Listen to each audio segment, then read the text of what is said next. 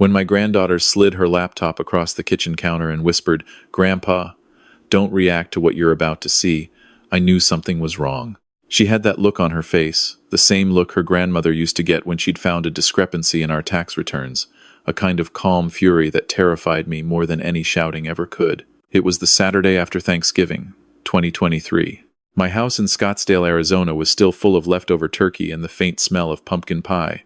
My daughter Karen had gone to pick up her husband Dale from the golf course, and my granddaughter Zoe, 23 years old, fresh out of Arizona State with a degree in forensic accounting, was supposed to be helping me set up a new budgeting app on my phone. Instead, she'd gone quiet about 20 minutes ago, her fingers tapping rapidly on her laptop while I washed dishes. Now, she was standing next to me, her jaw tight, her eyes locked on mine. I dried my hands on the dish towel and looked at the screen. It was my Fidelity account, the one Janet and I had built over 41 years. The one that was supposed to hold $612,000. The number I'd checked just 3 months ago when I did my quarterly review, a habit I'd kept since retiring from the IRS 7 years earlier. The balance on the screen read $87,400. I gripped the edge of the counter. For a moment, the kitchen tilted sideways, and I thought I might pass out. "Sit down, Grandpa," Zoe said, pulling out a stool. "There's more." I sat. My hands weren't shaking, not yet, but something cold had settled in my chest. The kind of cold that doesn't come from temperature but from understanding. Because even before Zoe showed me the transaction history, even before she walked me through the careful, methodical transfers that had drained over $500,000 from my retirement account, I already knew. Some part of me had known for months, maybe longer, but I'd refused to look at it directly, the way you refuse to look at a shadow in the corner of your bedroom at night. My daughter Karen had done this.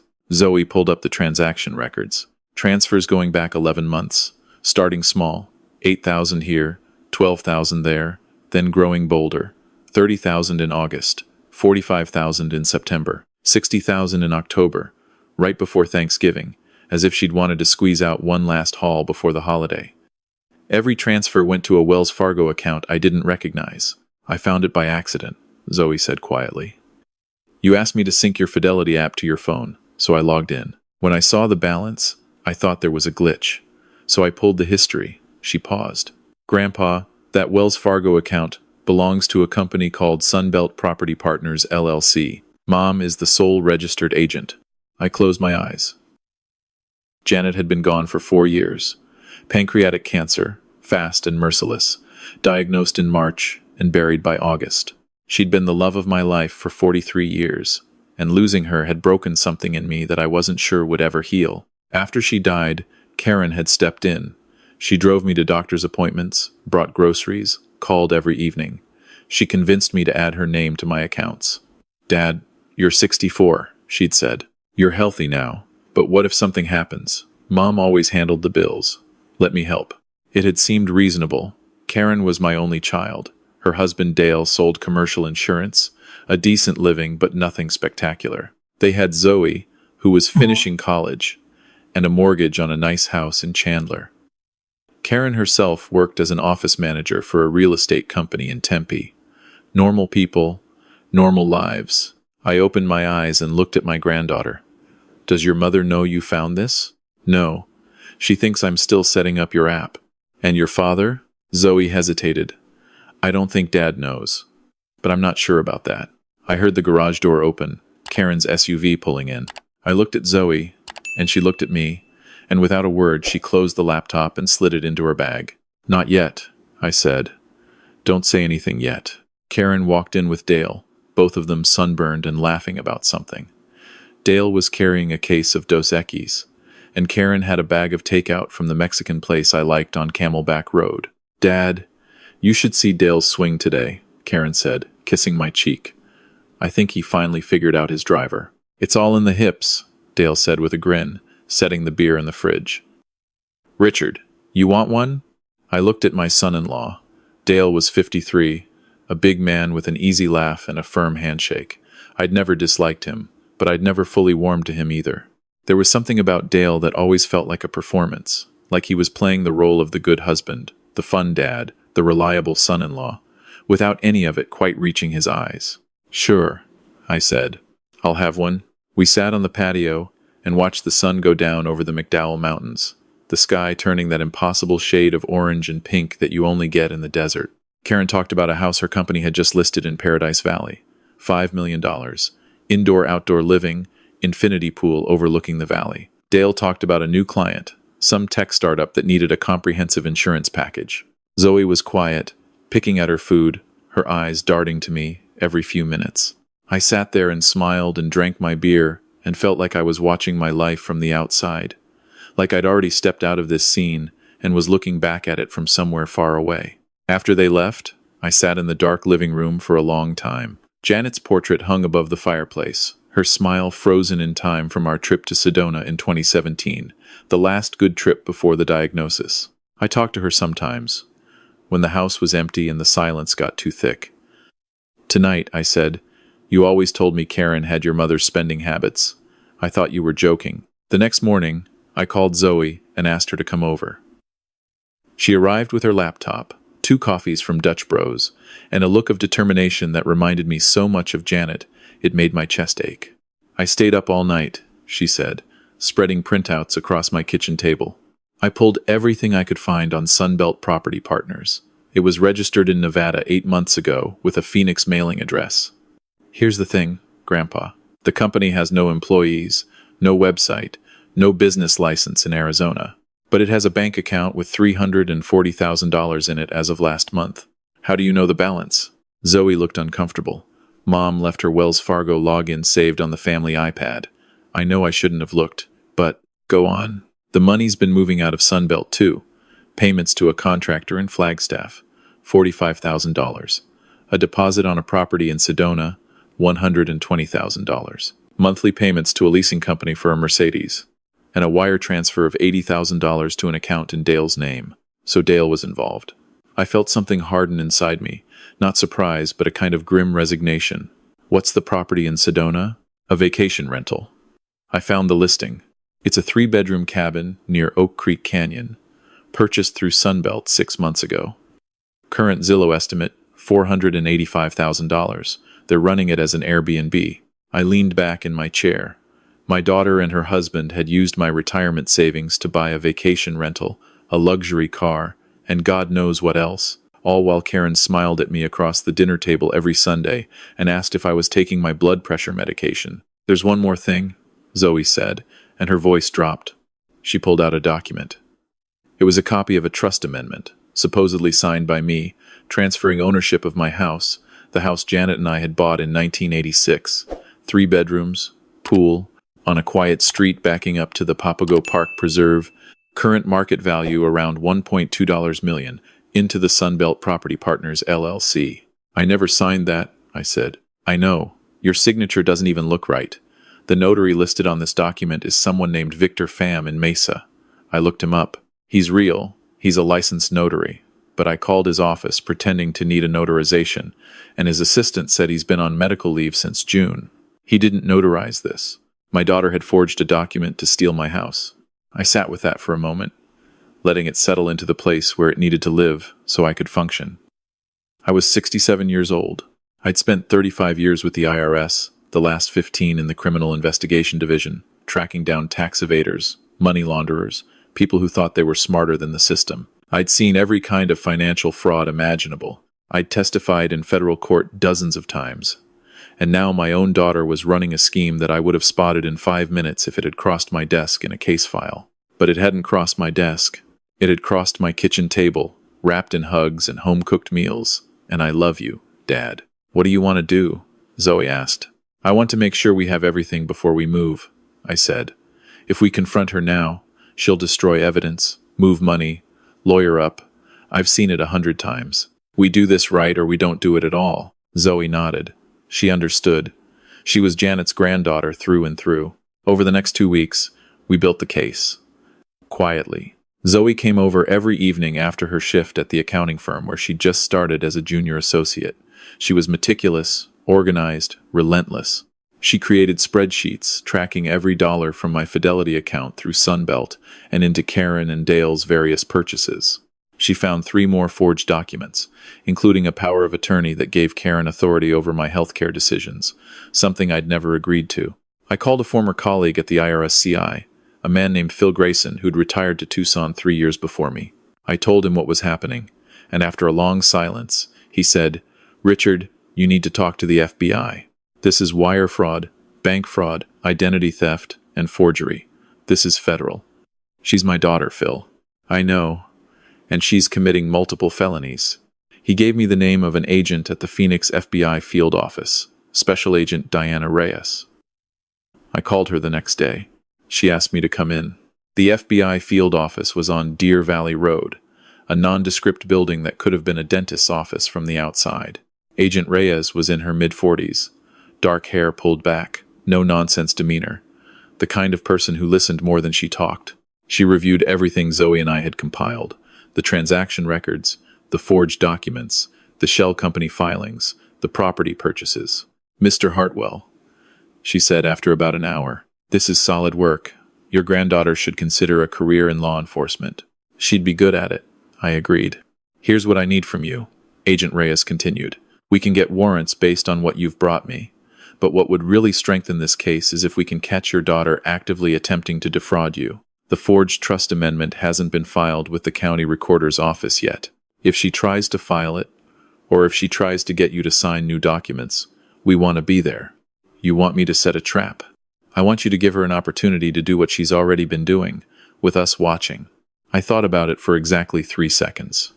Tell me what to do. The plan was simple. I would call Karen and tell her I'd been thinking about my estate, that I wanted to make sure everything was in order, that I'd heard about a neighbor who died without proper documents and left his family in chaos. I'd ask her to help me review my accounts and update my will. If she brought documents for me to sign, the FBI would be listening. I made the call on a Tuesday evening. Karen picked up on the second ring. "Dad, that's so smart," she said, her voice warm and approving. "I've actually been wanting to talk to you about this.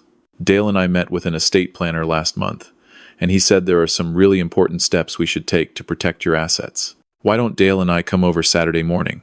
I'll bring everything we need." "That would be wonderful, sweetheart," I said, and the word tasted like ash in my mouth. Saturday morning, December 16th.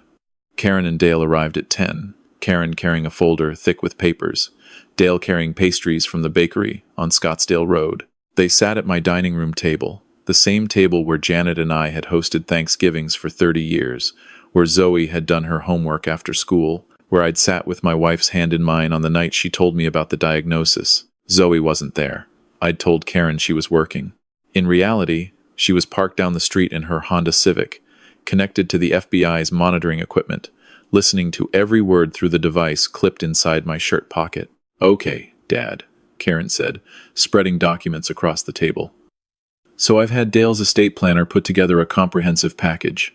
Basically, we're going to consolidate everything under one trust. Your house, your retirement accounts, your pension, everything. It simplifies probate and saves a fortune in taxes." "Sounds complicated," I said.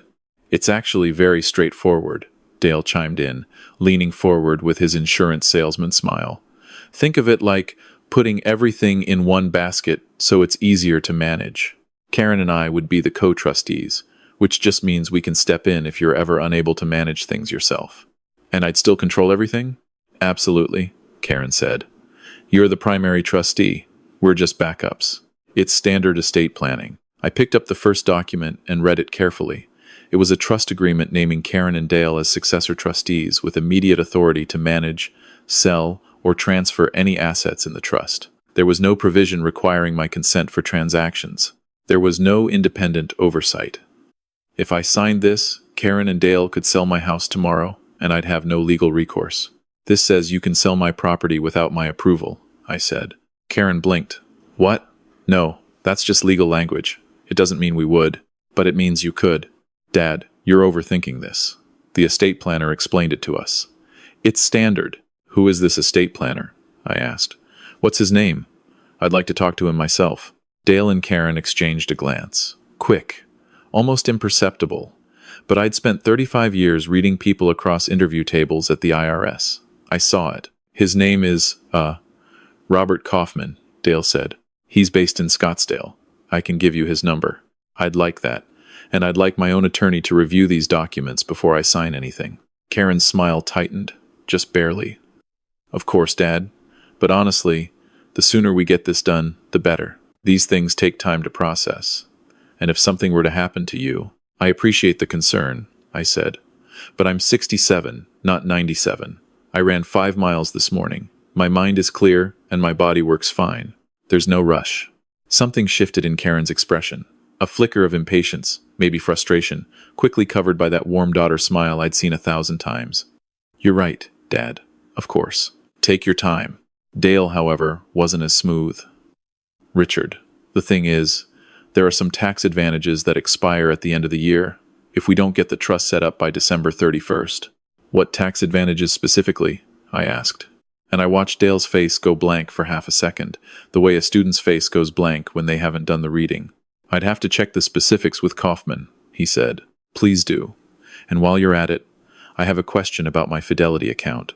I kept my voice calm, conversational, the way I used to keep it during interviews with suspects who thought they were smarter than me. I noticed some transactions I don't remember authorizing. Large transfers over the past year. Can you help me understand those? The silence that followed lasted about 4 seconds, but it was the loudest 4 seconds of my life. What transactions? Karen asked. Over $500,000 transferred out of my retirement account to a company called Sunbelt Property Partners. Ring any bells? Dale's face went the color of the stucco walls. Karen held it together better, but I could see the muscles in her jaw working, see her eyes calculating, running through scenarios. Dad, I don't know what you're talking about.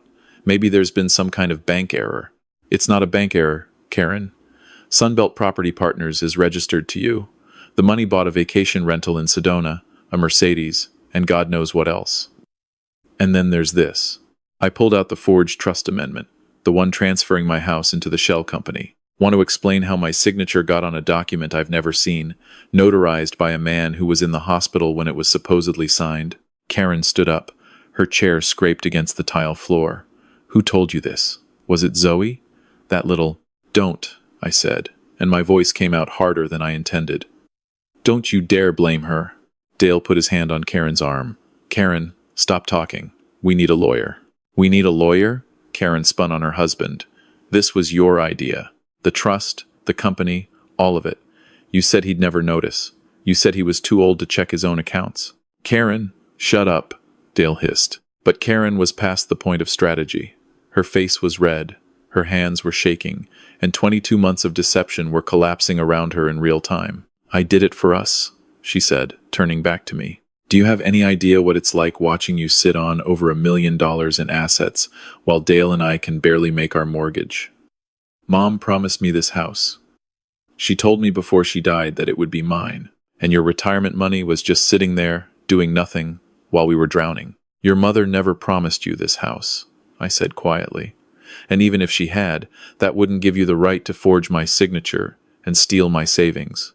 It's not stealing if it's going to be mine anyway, Karen snapped. I heard the front door open. Agent Reyes walked in, followed by 2 other agents. Karen's face went white. Dale actually stepped backward, knocking his chair over. Karen Mercer, Dale Mercer, Agent Reyes said, holding up her credentials. FBI, you're both under arrest. Wire fraud, bank fraud, forgery, and identity theft. What happened next was a blur. Dale tried to argue, then tried to bargain, then went silent when the handcuffs clicked. Karen looked at me with an expression I'll never forget. Not anger, not defiance, but a kind of bewildered hurt, as if she genuinely couldn't understand why I was doing this to her. Dad, she said as they led her toward the door. Please, don't do this. I'm your daughter. I know, I said. That's why this hurts more than anything that's ever happened to me. After the agents took them away, I sat at the dining room table alone. The pastries from the bakery were still sitting there, untouched. The paper bag spotted with grease. Karen's folder of documents was spread across the table like evidence, which is exactly what it was now. Zoe came in through the back door, her eyes red. She sat down next to me and put her head on my shoulder, and we stayed like that for a long time, not talking, just breathing. The investigation took months. The FBI forensic accountants traced every dollar. The total theft from my accounts came to $524,600. The Sedona property had been purchased for $465,000. The Mercedes lease cost $1,800 a month, and the rest had been spent on vacations, restaurant meals, clothing, and cash withdrawals. They'd been living a life they couldn't afford on money that wasn't theirs. Dale, as it turned out, had been the architect. He'd gotten the idea from an insurance fraud case he'd handled years earlier, where a client had used a shell company to hide assets from creditors. He'd set up Sunbelt, coached Karen on how to make the transfers, found someone to forge the notarization. Karen had executed it, using the account access I'd given her. The trial was in October 2024. Karen and Dale both pleaded not guilty. Their attorney tried every angle. He argued that I'd given Karen permission to manage my investments. He suggested that I was showing signs of cognitive decline. He even implied that Zoe had manipulated the evidence. None of it worked. Zoe testified for 3 hours. She was calm, precise, devastating. She walked the jury through every transaction, every forged document, every lie. When the defense attorney tried to rattle her, suggesting she'd betrayed her own mother, Zoe looked him dead in the eye and said, "My mother betrayed my grandfather. I just made sure she couldn't do it to anyone else." The jury deliberated for 6 hours, guilty on all counts. In January 2025, the judge sentenced Karen to 7 years and Dale to 9, given his role as the mastermind and his prior awareness of insurance fraud schemes. I didn't attend Dale's sentencing. I did attend Karen's. I don't know why. Maybe I needed to see it. Maybe I needed her to see me there, to know that I hadn't looked away. When the judge announced the sentence, Karen turned and found me in the gallery. She mouthed something. I think it was "I'm sorry." I nodded, once, and then I walked out of the courtroom into the Phoenix sunshine, and I stood on the steps of the Sandra Day O'Connor Federal Courthouse and let the heat soak into my bones, because I was so cold inside that I wasn't sure I'd ever be warm again. The court ordered restitution, but recovering stolen money is never as simple as a judge's order. The Sedona property was sold. The Mercedes was repossessed. After legal fees, trustee costs, and the IRS taking its share of unreported income from Sunbelt, I recovered about $290,000, roughly 55 cents on the dollar, not enough to replace what was taken, but enough to live on when combined with my federal pension. I kept the house.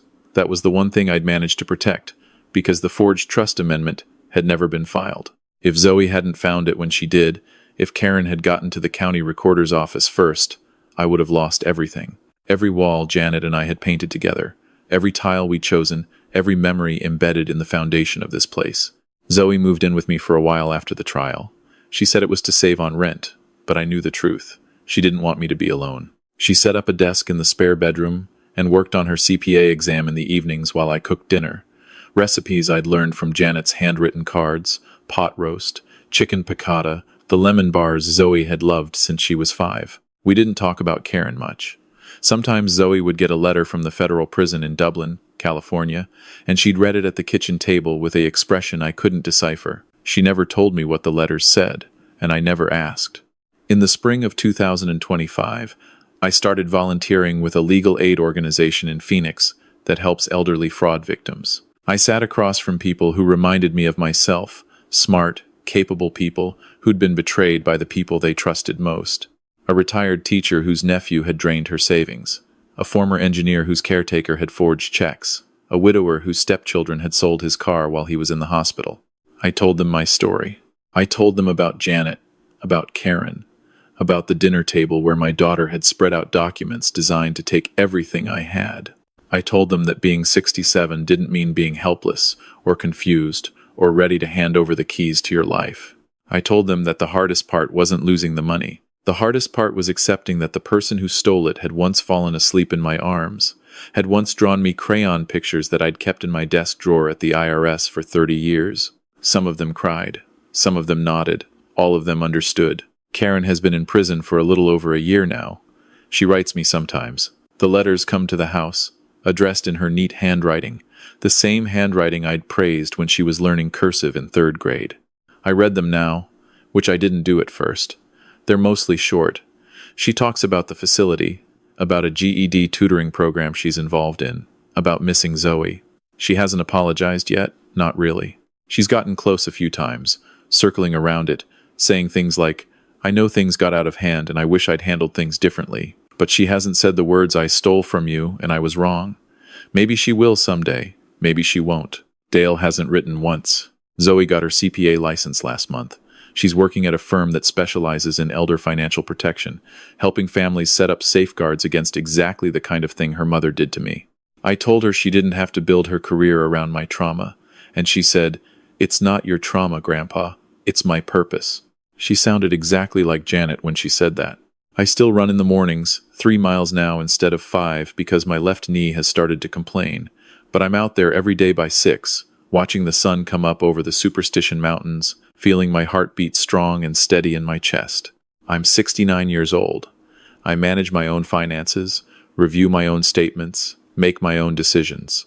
I have a financial advisor now, someone independent, someone who isn't family, who sends me quarterly reports and answers every question I ask, no matter how many times I ask it. On Sunday mornings, Zoe comes over for breakfast. She brings bagels from the place on Indian School Road, and I make the coffee, strong and black the way Janet liked it. We sit on the patio and watch the hummingbirds fight over the feeder, and we talk about her work, her friends, the guy she's been seeing who I haven't met yet, but who she says reminds her of me, which I choose to take as a compliment. We don't talk about Karen at those breakfasts. That's an unspoken rule. Sunday mornings are for the living, for the future, for the parts of this family that didn't break. But sometimes, when Zoe isn't looking, I glance at the empty chair at the end of the table, the one Karen used to sit in, and I feel the weight of everything that's been lost. Not just the money. Money can be recovered, or at least survived. But the trust, the belief that your child would never hurt you, the simple, uncomplicated love of a father for his daughter, those things, once broken, don't go back together the same way. People ask me if I regret it, turning in my own daughter. The answer is no, but it's the kind of no that comes with a cost. I don't regret stopping her.